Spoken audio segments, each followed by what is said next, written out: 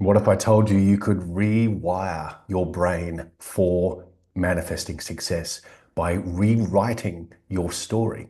So stick around. I'm going to share with you a 15-minute exercise that's going to dramatically shift the needle on your manifesting, your results, your business, your income, your love life, your health, and so forth. So let's dive right into it. But first, I want to really make it clear that you are a malleable instrument of consciousness, meaning your body and all its neurology, all its biology, your thoughts, your feelings, everything about you is malleable, like the outside world. So if you think that the third dimension, the outer world, is fixed and unchangeable, then you also may have that attitude or belief about yourself, when in fact, the outer world, as you may have already assumed, is a reflection of you.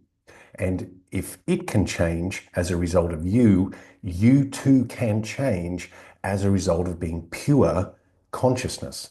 So let's dive into this. When you start to think about neurology, you think about rewiring the circuits of your brain.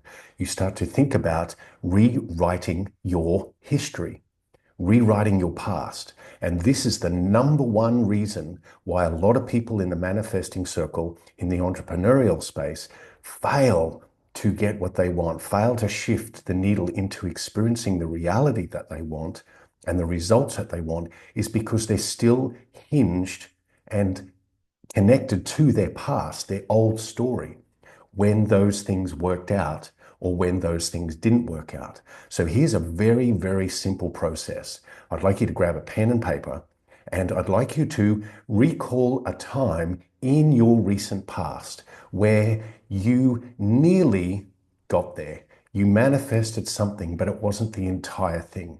You got the new client, but it wasn't the best client.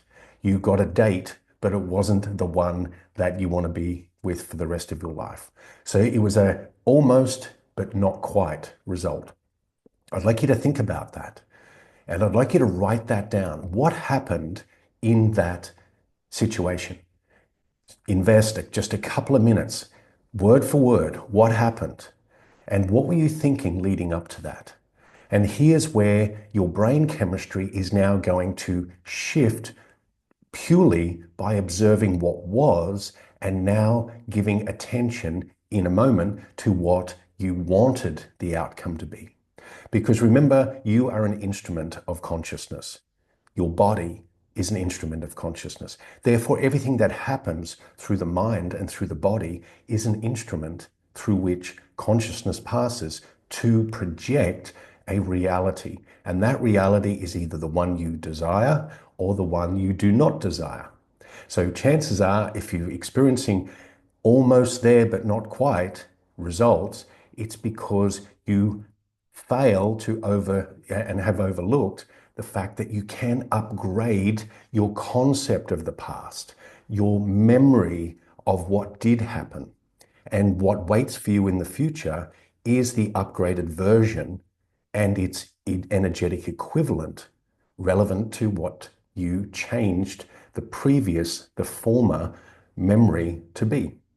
So I hope you're still with me, because now that you've written out what happened in that event, I'd like you, almost like looking at a film strip, you're now going to cut out the segment that you didn't feel fit.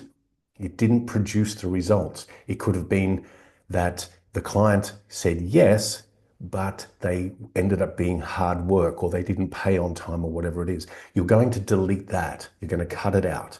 And then what you do is you rewrite that part and reinsert it into that line of code, essentially into that story. And this is going to rescript and rewire and refire neurons and chemical pathways within your physiology towards your preferred reality, rather than cycling back the old story and wondering why the old story, the past, continues to repeat itself in your perceived future. So we're going to change the memory of the past so that what waits for you in the future is what you desire most. Okay? So you've got your story, you've got what happened, what you recall happened from your memory, which is at best 50% accurate.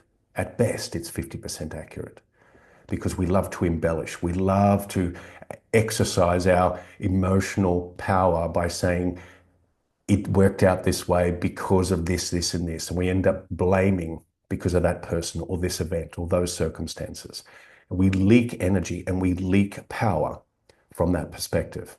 So once you've got your memory, you're now grabbing a very specific piece of that that didn't feel great or didn't work out the way that you wanted it. We're removing that. Now, the third piece is to write what you preferred the outcome to be. So in this case, using the example of a client, now you signed the most amazing client. They paid up front in full and they're getting results immediately by working with you. Okay. So you insert that line into the storyboard. And so at the moment, you may be coming up against belief. I'd like you to suspend belief for the moment, just disbelief or belief, whatever you want to call it, just suspend that for the moment. It's not required for this because neurologically, you are going to wire and fire those neurons and those chemical pathways that you give attention to. That's why we're going through these 3 steps initially. So you've got your third piece, which is what you preferred it to be, the outcome you preferred it to be. The fourth and final piece is the embodiment piece. Like any memory, you're wanting to rinse and repeat it over and over. So instead of saying that same story over and over, I once went fishing with my mum or my dad or my uncle and I caught a fish this big, I can't stretch it as wide, but you're fabricating it to make you feel better, to tell a better story, instead of you believing and knowing what was true, that it was only a minnow, which is probably this big. You're now writing it into a line of code that you're rinse and repeating and upgrading your memory to what did happen. So in this case, regarding the client, is now as you rinse and repeat it, you're feeling into the actuality of that outcome. Not because it changes that client that's still maybe working with you or not. It's because it changes your observation and perception of reality, so that what waits for you in the future is a match to that memory and a vibrational match to that line of code, to that story. Now we become unhinged from the past and uninhibited from past because most of the past is but a fabrication. Knowing that if the past is mostly fabrication, then the external world reflecting back to you what the past was is also a fabrication. So this is where we start getting a little bit mind-bendy around here, but we get to make it really simple and keep it really simple because it is. So like a client of mine, she went from 5K months for months and months and months and months, bordering on 2 years. Within 6 weeks, she had banked, not made the sales, banked $70,000 within a few weeks because she rewrote her story. She rewrote the line that didn't fit with her preferred outcome. And she rinsed and repeated that over and over every day. She didn't just keep it here, she brought it into her body and she felt her way through that scene. Not because she had to, because she chose to. Because in choosing to do something, it shows that you want the desired outcome more than the past reflected into the now.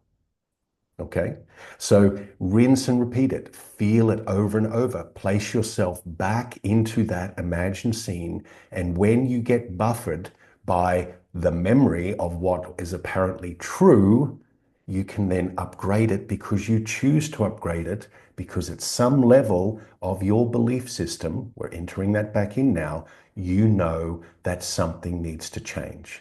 And at the line of code that says, I believe this is going to help, or I believe completely this is going to shift my reality, then it will do so, not because of the belief, but now you're introducing the belief through feeling. I feel it to be true because I've rehearsed it enough for it to embed itself within my neurology, within my physiology, within my beingness, so that the outer world now reflects back the new signal, the new information that you are expressing and emitting from your energetic signature.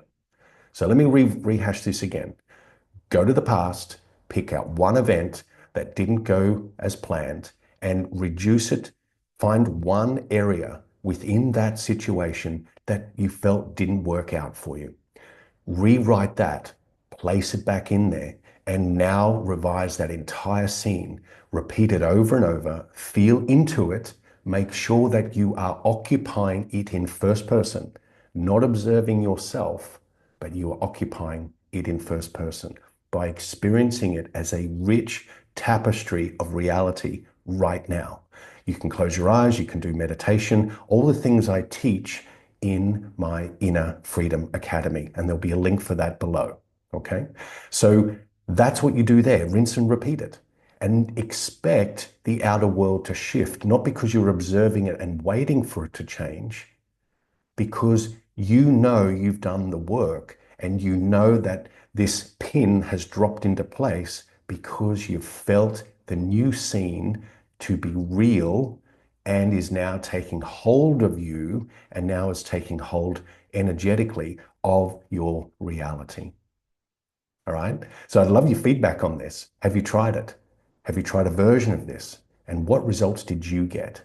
Step aside, stop judging yourself, lean all the way in for 15 minutes every single day, reread it, go back through the emotion, go back through the scene. And if you feel you're going to get kicked out because no, that's not true, what is true? If everything is malleable and you are too, then what is true?